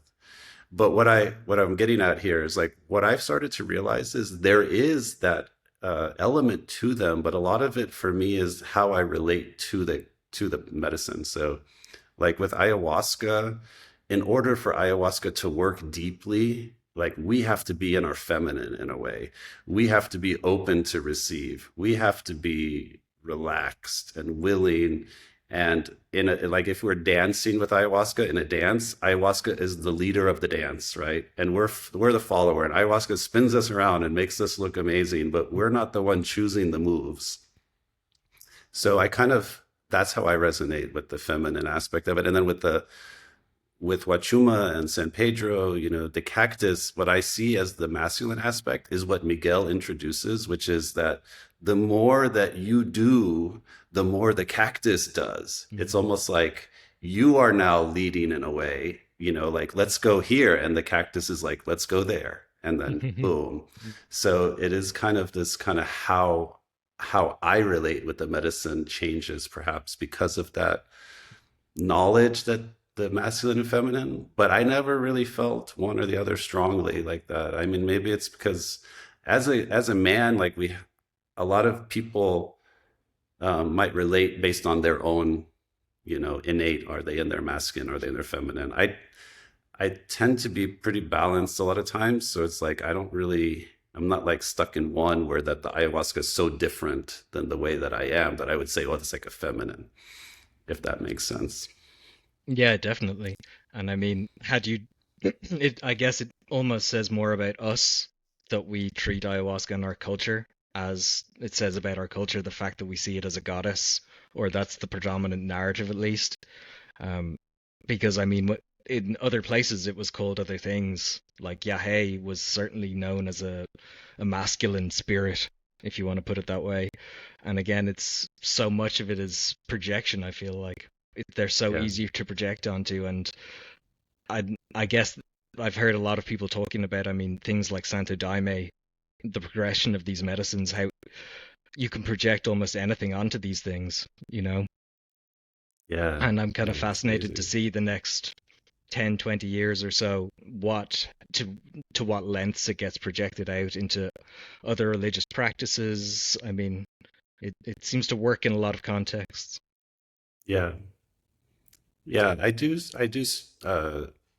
You know, as somebody who's guiding people and taking people on retreats, when somebody comes to me, a lot of times the first thing they say is, well, I've really, you know, I've connected with the feminine through ayahuasca. And so I'm really seeking the masculine through, you know, this divine masculine through Wachuma. And that's why I want to come with Wachuma. And I'm usually in agreement. However, it's kind of like, it is that programming that's in our culture, Mm, right? And I think for me it's come undone to the point where I see that mm, they're all there. Like the masculine, the feminine, it's all in there. It's all in both mm, of them. So anyway, I know Danny wanted to talk to you about some mm, stuff too. please. And I keep talking so she doesn't get a chance. Anything. Um, so I've heard a little bit about this story from Hamid's perspective, kind of over the years, and I'm so curious and called to go there, and so I want to hear about your time at Ausangate Hmm. and what that was like for you and how it was afterwards, and yeah, I'm so curious, and I know we'll go one day, even if we have to get a mule. For Hamid, we're going, and Miguel is now on my yeah. Yeah, he seems to be on board. I spoke to him about that. Yes, we're teaming up on Hamid now. It's it's a remarkable place. It's it's an incredibly powerful place. I mean, even just for the altitude. I mean, it's I don't know the exact heights of all the different mountains, but it's high. It's high up there, and you feel it very, very quickly. Um, and it's like a different world. It's kind of bizarre. I mean, and we were very underprepared. I would say make sure you have good traveling kit, good hiking kit, good waterproofs, that kind of thing. I mean, one of my overriding memories is it started to snow. A snowstorm came across, a proper snowstorm, like a whiteout practically. And Miguel and I were just Wow. we had like basic waterproofs on, and we were just kind of like hiding under a big rock, waiting for it to pass. Oh no, actually, we were leaning against a rock and like having it go down. And we sat there for maybe an hour waiting for the snow to pass. And as I looked over the horizon, like 8 people, a different group started coming over, and they all had like basically ice gear. They all had like the goggles and the whole sub-zero gear on, and giant boots and ski boots. And we were just there, and like think I was in a pair of trainers, and like I may have been wearing jeans possibly. And it's a very, very intense place. Um, and I don't know, it's very, I remember being at a like in the middle of nowhere. It felt like in the middle of like a wasteland. It felt like just from like behind a tree, a random like barefoot woman just jumps out and is like, "Hi, I'm here to sell you hats and stuff." I was like, "Okay." I don't know, there's a whole life going on up there, and you see there's tiny little huts that you just wouldn't think you could live in. But then there's slowly starting to be a few solar panels being put up there for some of the locals. The hot springs, of course, are incredible. The hot springs are, oh, they are good. Um, but it's a very, very intense place to the extent that I can almost understand Santiago's perspective of not drinking medicine up there. Is if I was to go again, I would go very light on the Huachuma, especially the first time going back. I had a very, it was physically tough, a lot physically tougher than I was anticipating. And it was also, I guess, at the end of a long journey with Miguel. We'd probably been drinking together I think you had been there for some of it, Hamid, maybe 3 or 4 months of kind of just constant ceremonies. And I think I probably pushed my physical limits a little bit on that one. Um, so be safe, but it's unbelievable. Were you doing, you tell us about how he did the ceremonies. I'm just curious. Yeah. Is it like you're drinking Wachuma every day and walking around this 22,000 foot glacier? Basically, yeah, basically, I think we did 2 days in a row, before I think Miguel basically made the call that I wasn't up to doing more days. I think basically he kind of realized that I was spent. But yeah, I mean, it was quite similar to a Kinsa Cocha retreat. Is you walk, you drink medicine, and you walk and you hike to the somewhere that Miguel thinks looks cool, kind of thing. You know, he would just we and there's just incredible, huge, like flat parts. You'd be walking uphill for maybe 40 minutes, and you'd just come up to this football pitch sized open flat area, and you could just see everything around you. It's unbelievable. And then, I mean, you can see the passes that you would take to go up higher, up towards the Rainbow Mountain from there. And I don't know, it's the image I have. I don't know if either of you ever read Lovecraft, much of Lovecraft. And no, No. he has a story called The Mountains of Madness, which is just, it's basically a story about the highest possible point you could get to that's just completely detached from everything. And it just feels like a different, and that's what it felt like to me, a different planet, a different world up there. But amazing, and you should definitely, definitely make Miguel take you. Well, I'm a little fearful. I will admit I'm fearful Mm, because of the elevation. And I've had such a difficult time. Well, I don't want to blame my size, but since you've known me, mm, Ross, I've put on a lot of weight. mm, Um, and it's not easy for me at high elevation. I'm like this big mm. ogre, walking and trying to make it. And I'm thinking, you're going to take me up another 10,000 feet? Like Mm, how am I going to make it up there? And in the snow and everything. So yeah, right. I have a lot of fear around it. And then I do know that you had those issues. Some sinus issues definitely came from it, from the altitude. Again, how much of it was just me being burnt out and that being kind of the peak experience of me burning myself out. Um, but the higher altitude, I mean, we're so used to it, right? You don't think twice the difference between Kinsa, Cocha and Tucson and Ausangate. Can't be that much difference really. But it's high. It's high. And I It's like guess, double the yeah. size. And as someone who also Hmm. had sinus issues like yourself, I would say go very slowly. And the way I look at it is I probably should have left earlier. I probably should have left after one day. Had a bit of a headache, sinus problems, knew I was tired and that I wasn't up for more, and kept kind of powering on.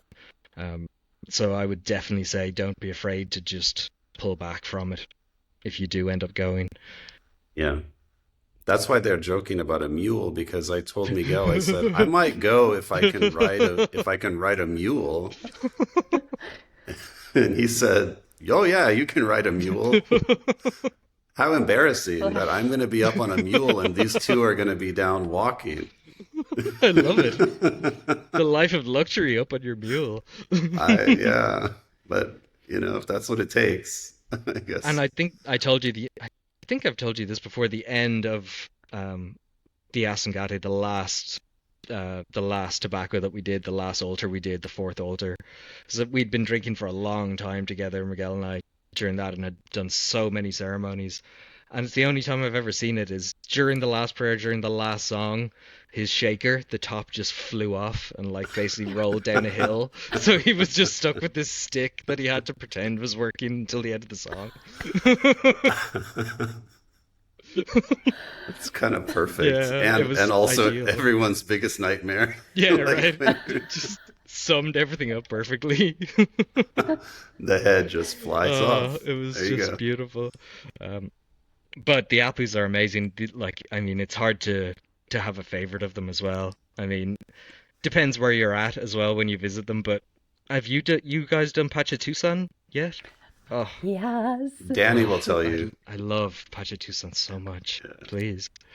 Me too. We just did it for the first time this last trip to Peru, Mm, and it was um, probably one of my favorite hikes. I do love Cocha though. There's a whole other energy there, and we've been there multiple times, so mm.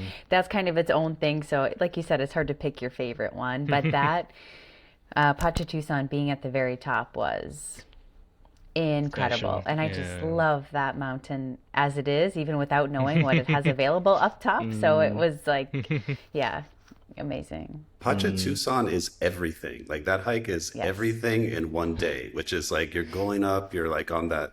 I remember Javier described that side. That's like the Mm. very soft side. He's like, that's the feminine side. It's all like this. Mm. And you go up the feminine side, and then you're walking, and you're at the top of the world, and you see Mm. that big masculine triangular thing, Yeah, right. whatever that is. And it's like that thing, that peak has like a sound or like it's just like duh, like you feel it, right? Mm. Like this vibration to it. And then you're going down that, like the really masculine, rugged, and the plants coming out the side of the mountain, and there's a cave. I mean, it's just wild. It's also incredibly difficult, I think, Mm. because of the length of it. Like you just have to keep walking the whole day. Mm. Oh, I loved But it. I but never wanted it to end. I was like, can you marry a mountain? That Can went through try. my head. I would say it's one of my favorites once I make it past the hard part, the climb. It's The first very leg is challenging. rough. The Yeah. first leg is rough. It was easier this time, I think. Mm. Miguel kind of didn't do the first altar until we were basically at the Oh, top. really? Okay. Yeah, he just said, go and I'll catch up, And so we walked Okay. for quite a bit, and then we walked even more. And we did the first altar. And then from there, we didn't have to go up much further. We were pretty Mm. much there. So I was like, oh, wow. It used to be harder when we do the altar down like a little bit Yeah, closer right. to where we got out of the car. And then you have to go. So yeah, he did it a little differently. And they're also beautiful. Apu Chikong. I Oh, remember we've been there a yeah. few times, Ross. Like, and that place is just insane. That was where Miguel had to like fight a bull, wasn't it? Yeah. Yeah. What? Mid The bull mid is What? ceremony. bull is not there anymore. We were, I guess I'll say we were trying to cross. We were trying to cross towards. There was like a river behind this like Uh-huh. fenced off area, so we had to. We decided we would just like sneak through this little fenced off area to get to the river. And I think it was maybe on the way back from the river to the path. We were coming back through the barbed wire, and there was like several of us. There was a good six of us when a very large bull started coming up and snorting at Miguel and like doing the. It was intense. Yeah. Yeah. Miguel just like kind of went at it too, like, He didn't like, flinch. He went yeah, for like him, and he the went thing backed forward. off. Yeah. Yeah, and it backed off. I was like, That moment, I Wow. remember that moment so vividly. Is like, what are we gonna do now? And Miguel just stepped directly forward, staring right at the thing. It's like, oh my god, oh my god. And he was trying to play well, it off like it was nothing as well. But it's yeah. like there was a bull there that could have gone badly. I think he must have known the bull, by I hope then. so. He's been there so many times. Yeah, there's that one is funny. We did it again this past summer Mm, because there's a road, right? There's actually this yeah. little road, right? And then he goes off the road just like, 10 feet off the road, and we're trying to go through like brush and all these things. And you see the road is right there. And then he intentionally makes things like it's sort of like an obstacle course. He tries to make Yeah, it right. challenging, right? And then there's So this true. bridge that is like totally dilapidated. There's only like one plank left, and like I'm the one leading this group. I brought them all, so I'm thinking this is exactly what I need is for one person to Yeah, right. fall through this rickety old thing Hmm. into the stream, and 10 feet from that you could just cross this little stream on the road. So like I just thinking like the way Miguel does that ceremony, it's sort of like, Hmm. here, we're gonna do obstacle course. Yeah, he likes For doing the a bit of off-roading when it's completely unnecessary. There's totally been several unnecessary. times where it's like you'd be walking along a normal path and then you'd just like, let's go up this way, and you'd just go like up a really steep mountain basically and back around again. It's like that was unnecessary. But okay, sure. It is You just necessary in a way because it does bring up a lot. Like it brings up all mm, of your things like, oh, wait, am I resistant to that? Or mm. like for me, like going over that little bridge, I'm thinking, it's all my fears that someone's going to fall in. Okay, I'm going to Yeah, confront this. No yeah. one's going to fall in. But yeah, that one is very special. And Kinsa Cocha, Mm, Pachitu song. Um, you've been to some more that I haven't been to. Like there's another forest um, one that you've been on.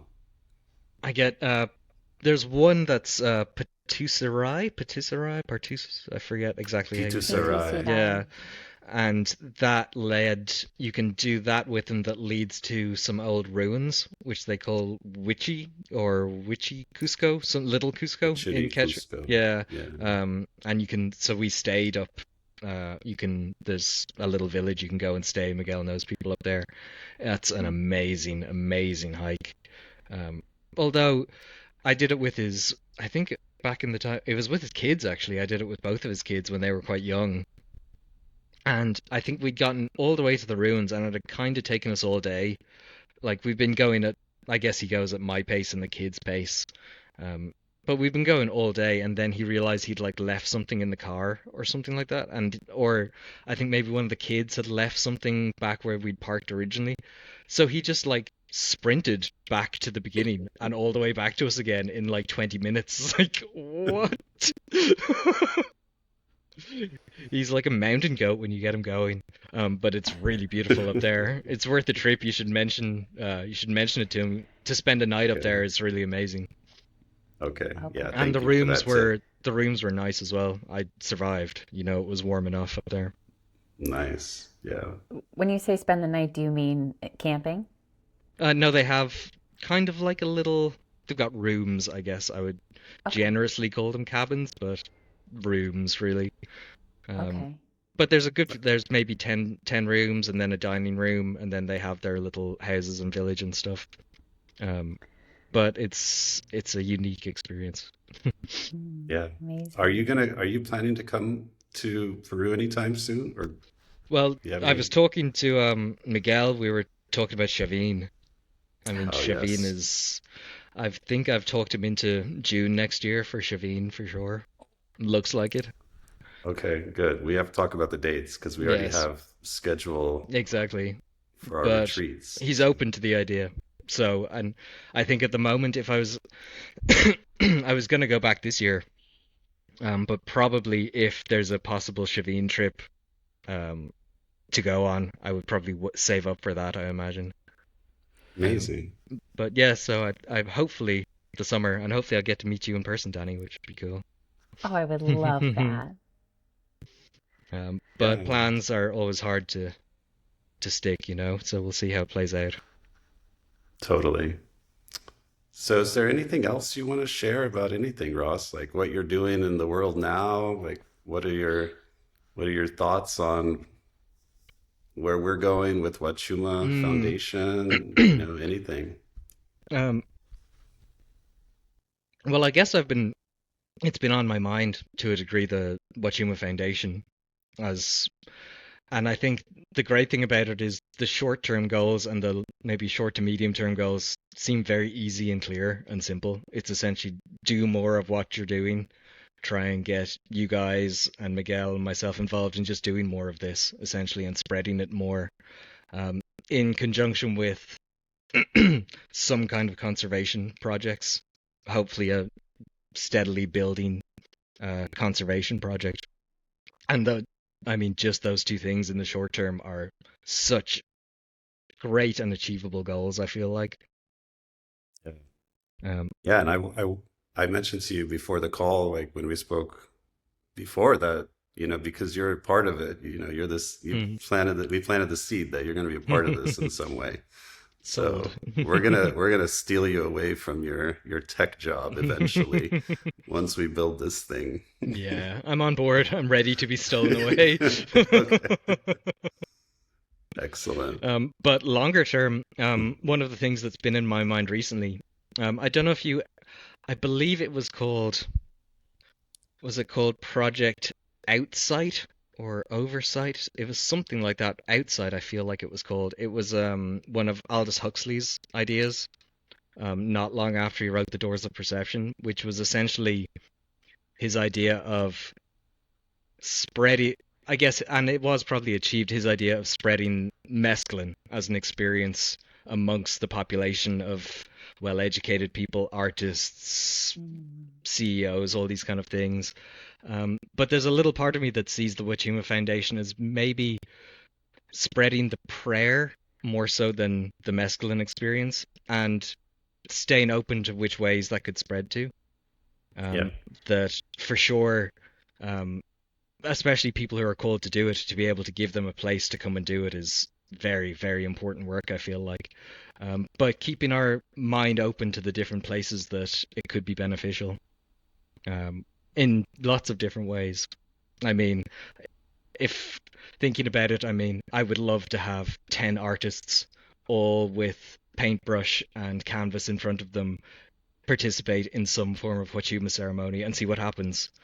Or 10, I don't know, quantum physicists or comedians or anything, to kind of, there's a lot that can be done. And I feel like we're on the edge of, the West doesn't have a tradition in doing this. And I see you very much and Miguel as people who are um, innovating in how this is going to come to the West, how the West is going to take this in. Um, because I mean, every little change that you make is just a minor innovation.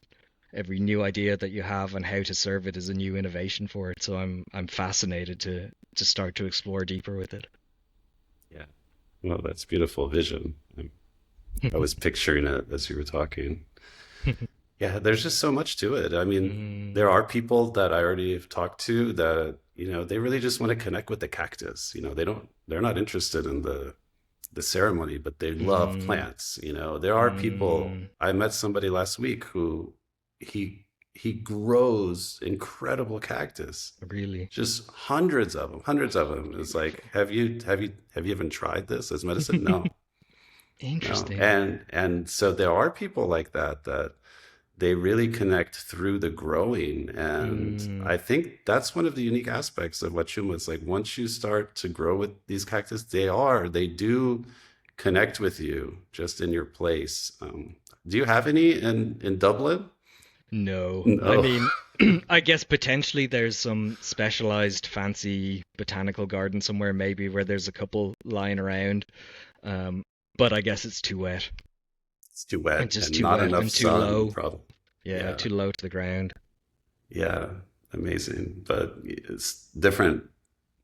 Yeah, we'll be talking because we have the seed planted for a retreat in Wales, right? Is that where it Mm, is? Wales. Or Yeah, yeah. so, but nice. we'll keep you in the loop. Definitely. I mean, Um, 40 minutes away. yeah, Oh, yeah, from Wales? Yeah, pretty close. 40 minutes, an hour on a flight would be nothing, yeah. yeah, Wow, that's Hmm. yeah. amazing. Kind of like September-ish. Okay, I'll keep that So, one in mind. Nice. yeah, just planting Next Hmm. some next little cactus September-ish. seed. Yeah. Okay. Yeah, Oh, yeah. we have somebody there that is good friend, and she's found a lovely place and sent some pictures. I mean, it looks magical. There's Strangely, mountains and yeah. lakes. Wales seems to be a bit of a hotspot. Yeah, I had no idea. Mm. I had no idea. Never would have thought. Yeah, I've never Yes. been, but be a nice place to visit, especially if there's a good ceremony going. Definitely. Yeah. She's having a call with Miguel soon. So Okay, he's nice. he's kind of in and yeah.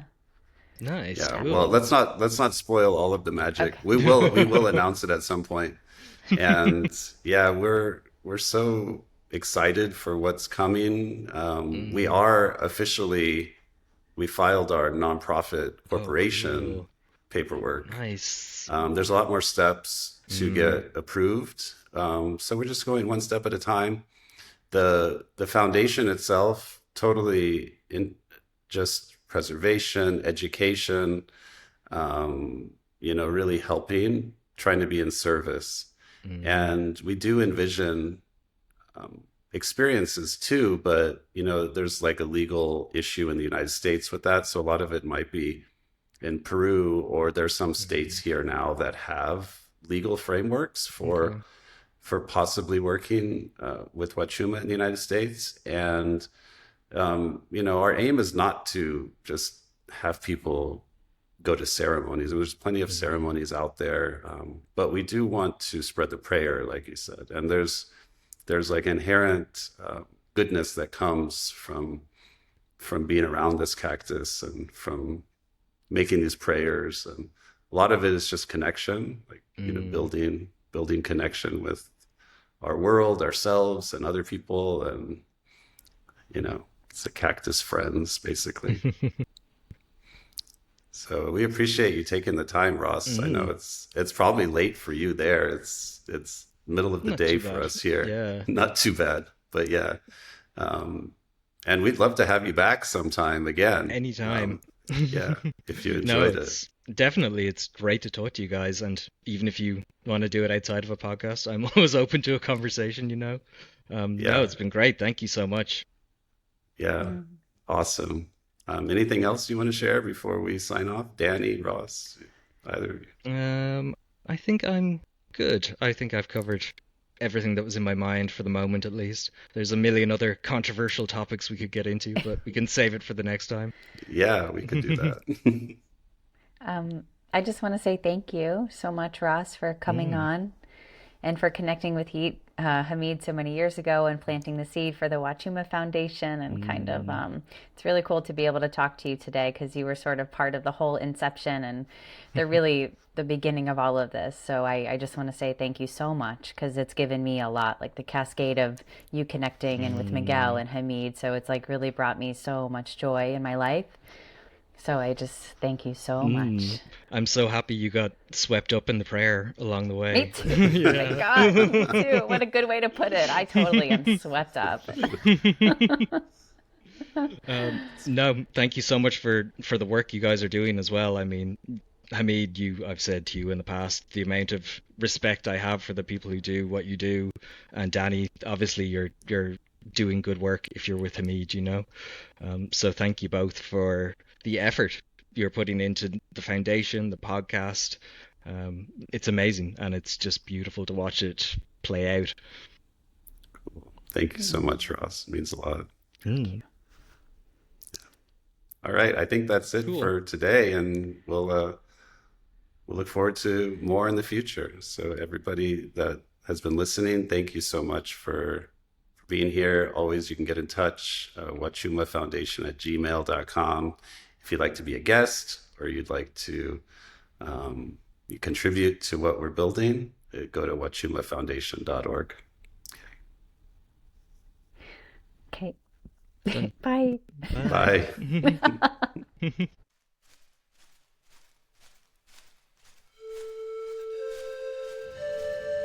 This podcast episode was a production of the Huachuma Foundation. If you would like to be a guest on our show, email us at huachumafoundation@gmail.com. If you would like to learn more about us or support our mission, please visit huachumafoundation.org. And most of all, remember to plant more, worry less.